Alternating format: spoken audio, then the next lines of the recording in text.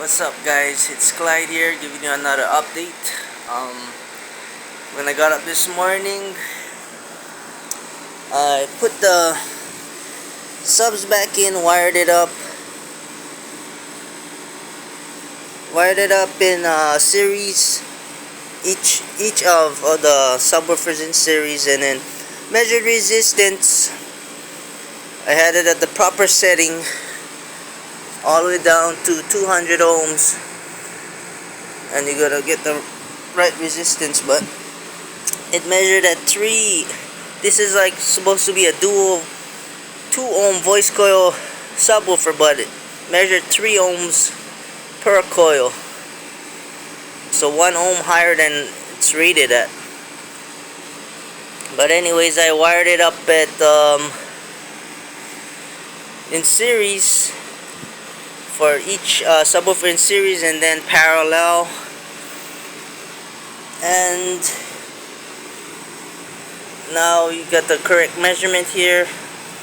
So I wired up in series, each sub in series, then parallel, and I got 3 ohms divided by 2, so you roughly got about 3 ohms, since it was a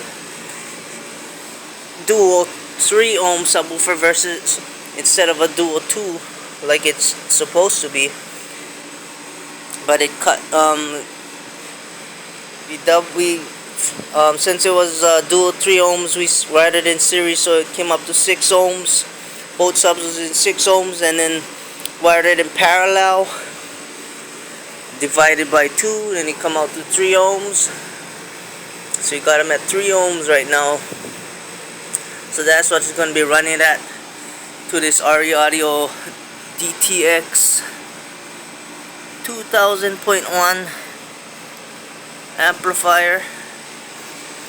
We're going to be running it to this RE Audio DTX2000.1 mono bass amp, 340 amp fuses.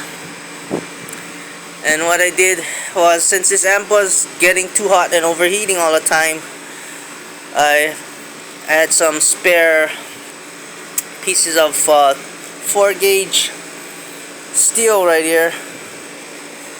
Cut it in half. I got it from work. Actually, it's just scrap pieces that they threw away.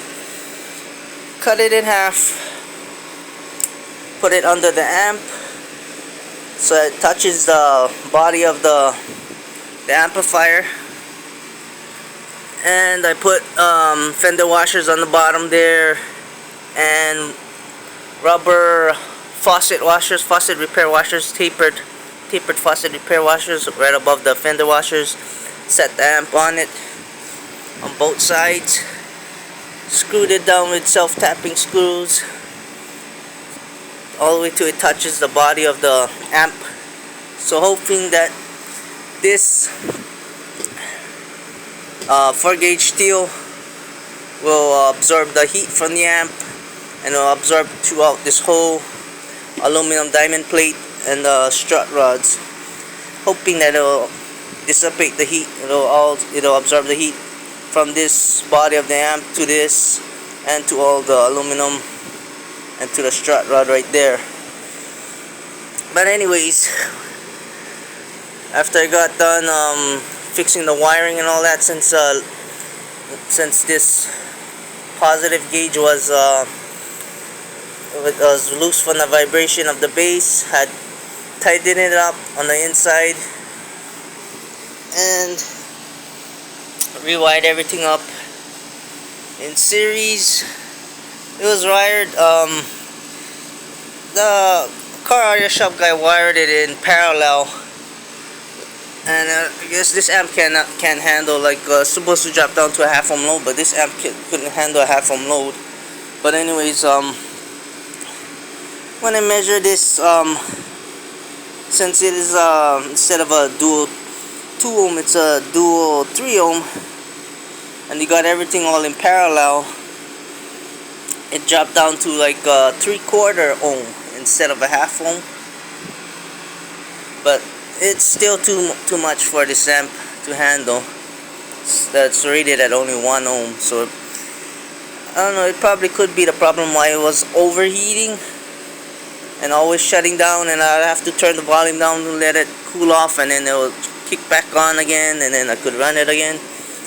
But now we're gonna have I wired that in series now, so it's gonna be running at 3 ohms, so it shouldn't overheat right now. But anyways, yep, I got it back in the Sundown Audio SA-8 Spl version, the limited production models. The SA-8 Spl V.2 dual 2 ohms V2 D2,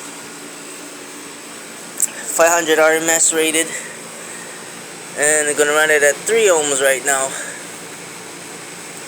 since it's actually 3 ohm per coil instead of 2 ohm per coil.